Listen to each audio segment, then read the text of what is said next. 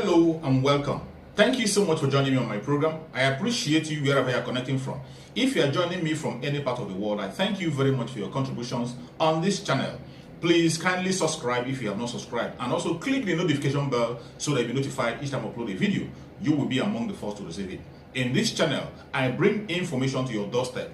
I bring news from all channels, from every angle.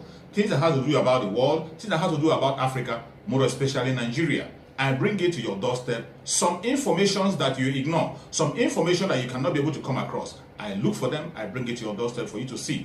Every video you see on this channel is for educational purpose.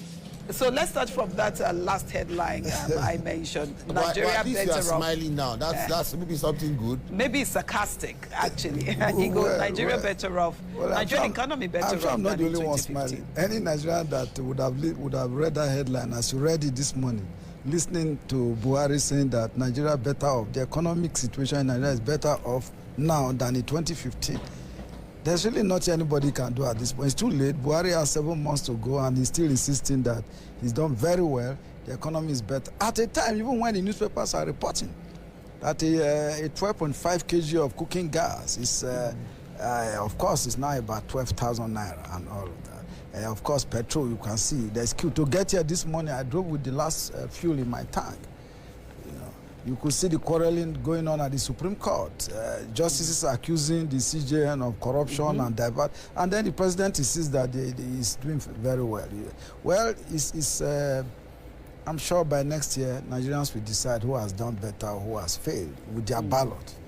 The good thing now is that there's a lot of youths engaging in continuous voters registration, trying to get their voters card. I would just hope that they will use their cards, voters cards, to decide who has been lying all this while and who has been very sincere with the people. It is very, very sad. The state of the economy is parlous.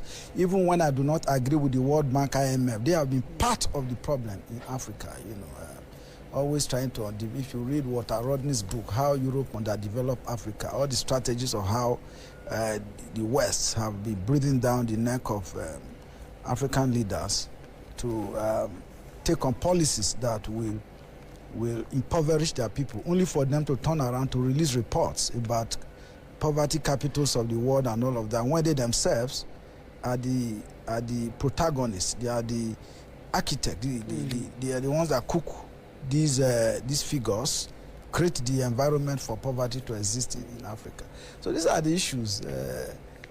Newspapers this morning are replete with all kinds of stories, and it's not about just picking one paper and you have read all the stories. They come with all kinds of diverse... Let's look at this issue of, the continued voter registration exercise that is ongoing.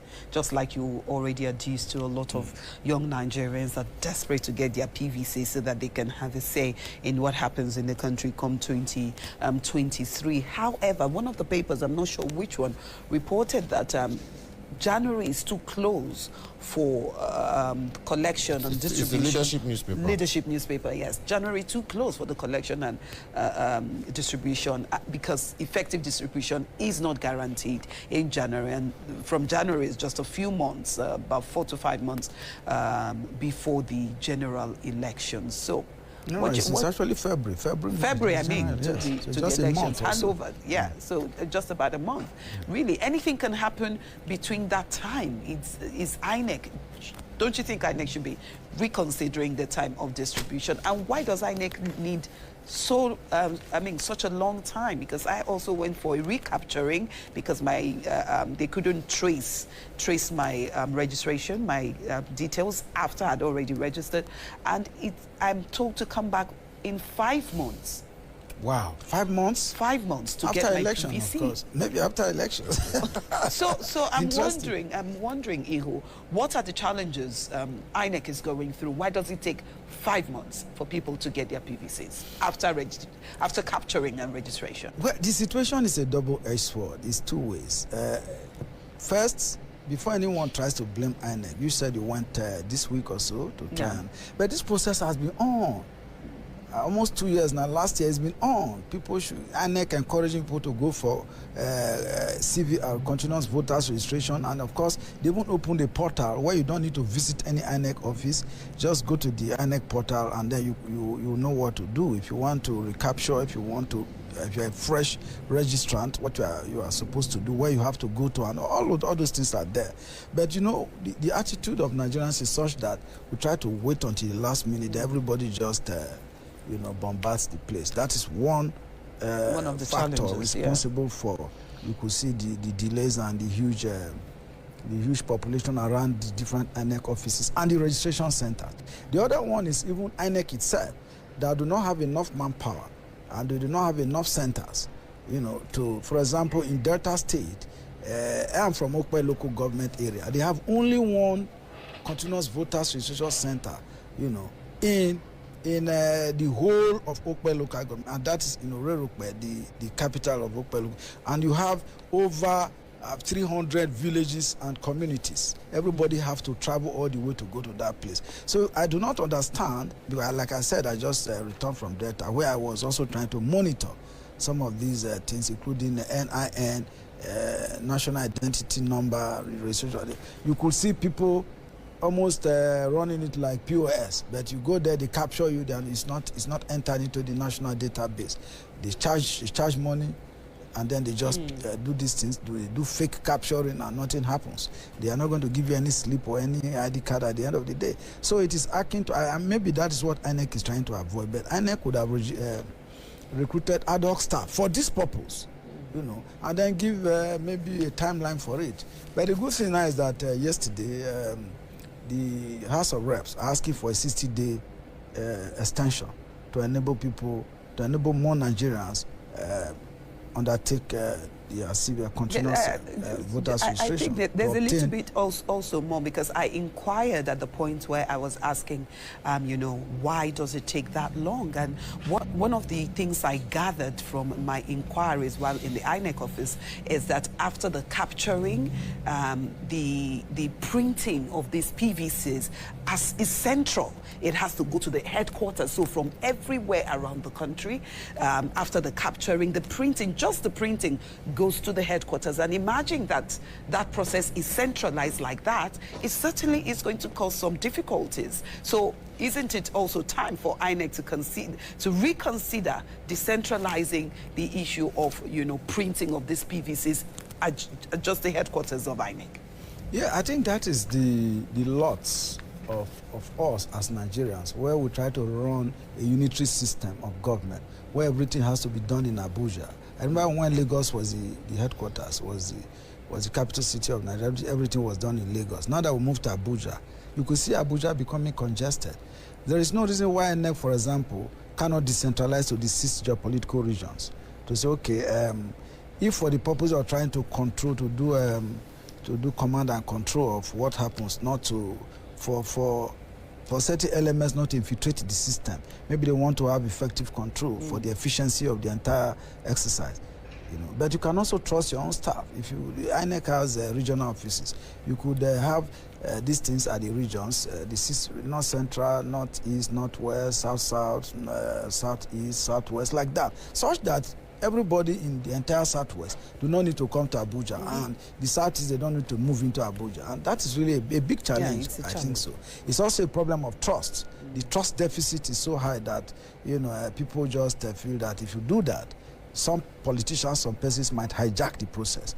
But in trying to safeguard the process and centralize it, a lot of Nigerians are disenfranchised and they are suffering. Like yourself, who tried to, if they ask you to come back 5 months' time, and in June, it means that they are talking about December, January. And of course, there's no guarantee that when you even go back 5 months' time, you are going to get your I'm going to make sure I get it. So it's a challenge. Well, Igor, there's the 29th of this month, there's supposed to be a court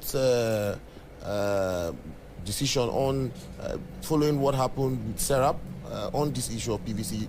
The legislators are talking about a month. Serap and others, about over 100 others, are requesting for 3 months extension of these exercise. But we'll see how it pans out. Just a day to the end of the 30th of June date that was already given by INEC. We do not know if the courts will decide to extend or if to end on the 30th. But many Nigerians are hoping that it's a fundamental rights issue. You know, people are entering the 18 age bracket every day, and so that's why INEC is a continuous voters registration. But how continuous will it be? At what point will INEC draw the line so that they can also tidy up their database and then prepare a voter register? 3 months. I think I agree that yes, 3 months. If you have 90 days before July, August, maybe by September the window can close. Well, we'll see what happens on the 29th. But let's look at some other issues. The issue of fuel subsidy ego. And you just mentioned that you just drove down here. I'm wondering how you go back. I hope you won't push your vehicle. Or how do you go back? You have to go buy black market. Is that what you're going to? But really, that's what's happening right now. And the marketers have come out to say that they can't sell below 180 in Lagos. Some of them, but there's conflicting instructions from these marketers. And you have the FG also coming out this morning to say that they cannot sell beyond 165. And the issue of fuel subsidy ego. If the marketers are saying, you know, what's on ground is above 165, they can't get the product, the issue of fuel subsidy, and the president is saying no, the subsidy won't be removed. I think Buhari and his team have lost control of the economic situation. That's what is responsible for all of these pains and agony that Nigerians are passing through. Don't forget, at the onset of this administration in 2015, part of their campaign in 2014 really was that the PDP was running a fuel cartel, that there was no subsidy anywhere, that all those monies were just being siphoned and diverted by the PDP. You know, and that when Nigerians trust them with power, that they were going to reverse all of this. And there's no subsidy, and that people will just drive into the filling station, buy their fuel at very considerable and moderate prices. Buhari has increased fuel prices twice since he came in 2015, and now he's saying that once it must be 165 naira. You are seeking to control market forces and determine prices over a product that you cannot produce. You know, we still import finished products. At the time, at a period that even the government itself approved $1.5 billion for the turnaround of Port Harcourt refinery.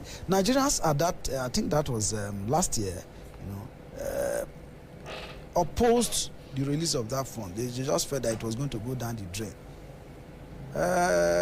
About 10 months, 12 months on, the year after. We hear work is going on. That's what. Well, the work will go on to the government hands over, and then work will still be going on, right? And that is the fraud and the deceit that we talk about. You see, Nigerians now know better. It is sad. Nigerians now know better that we didn't only enter a one-chance bus, that the bus has actually taken us into Sambisa Forest, and then where Nigerians themselves do not even know their fate, because in Sambisa Forest anything can happen to you.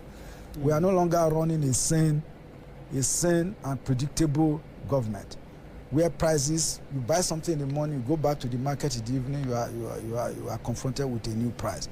So it simply shows that it is now to your turn to Israel, everybody is to himself. At a period and at a time that the national minimum wage remains static, the value of the naira has been so depreciated.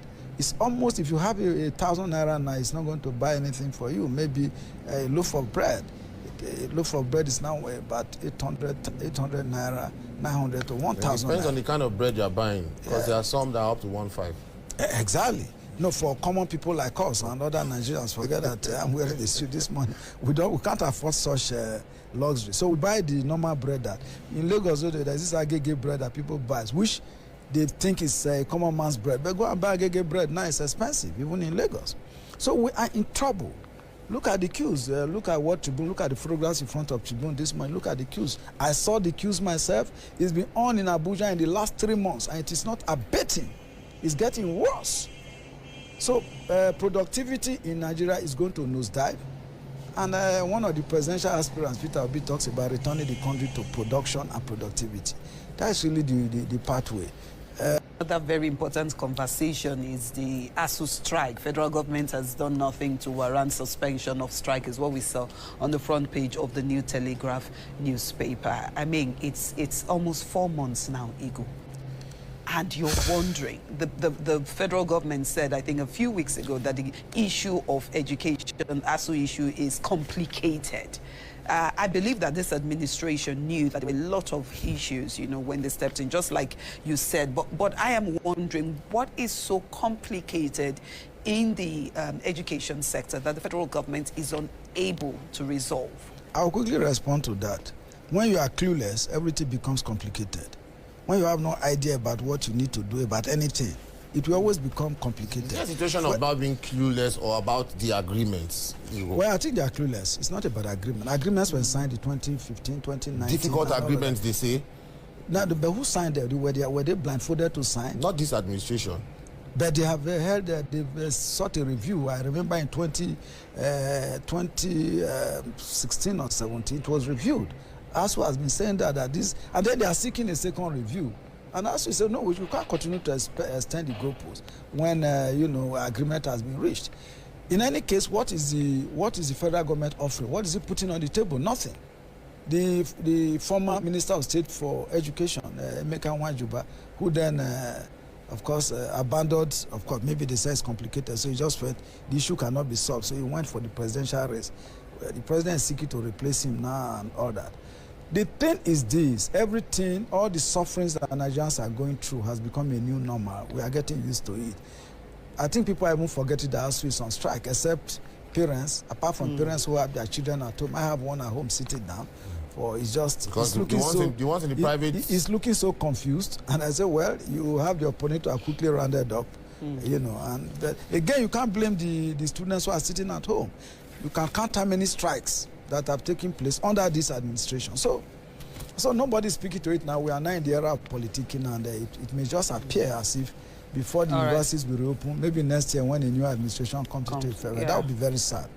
Very sad indeed. Igor, just before we go, just to touch on the Supreme Court breaks silence on Justice's petition against CJN and says that protest letter akin to dancing naked at Market Square. And then another news to note is housemaid sentenced to death for hanging, by hanging, I beg your pardon, for killing Igbinidio's mother. We all know that story, and she has been sentenced. Justice is properly served in that case. That young lady was very wicked, killing an old woman who has been taking good care of her. She herself confessed that the woman is very nice, very kind. But she turned around because of greed, personal greed and all of that, did that. So she deserves to actually die.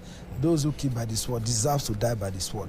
On the CJN thing, I'm not expecting anything less. How was Justice Watanoga removed? It is all part of the conspiracy. Get to know her out, put this man. As this man came, you can see the gangatwan problem that the Nigerian judiciary has been plunged into. Even the physical appearance of Justice Muhammad, he does not inspire any confidence. You see a man that is so drab, I'm sorry to say, so drab, and does not inspire anything, does not inspire hope or confidence. And this is the first time, it is unprecedented. It is historical that justices of the Apex Court will complain. We complain about the #1 judicial officer in the country. And I expect the National Judicial Council this morning to do the needful, query the CJN and summon him. If need be, he should be forced to resign, because the issues raised is not about telling your colleagues, or these are justices. It is to be heard and not, that they are dancing naked. What kind of puerile plastic and cosmetic explanation we have to leave it here. Thank you very much, Igor Akeriga, for finding time to be with us this morning, analyzing the major stories on the front pages of the Daily this Wednesday morning. Thank you again, Igor. See you later. It's always a pleasure. Many thanks indeed, Igor. All right, we told you earlier during the introduction of the program that as part of activities marking the 7th anniversary of the administration of President Muhammadu Buhari, his media team, in collaboration with a consultant, will be unveiling legacy projects undertaken by him in a series of online publications. Now, we will be looking at these. It's called Buhari Government Has Zero Project, with a hashtag.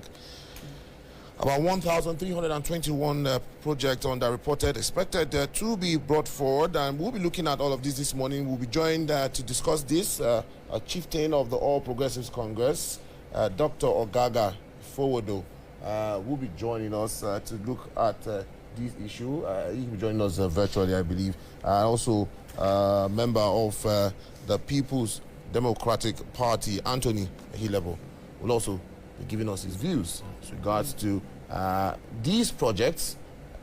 Where are they, if they are being done, or where they are, and what Nigerians need to know about all of this? You'll find out when we return. Stay with us. We'll be right back.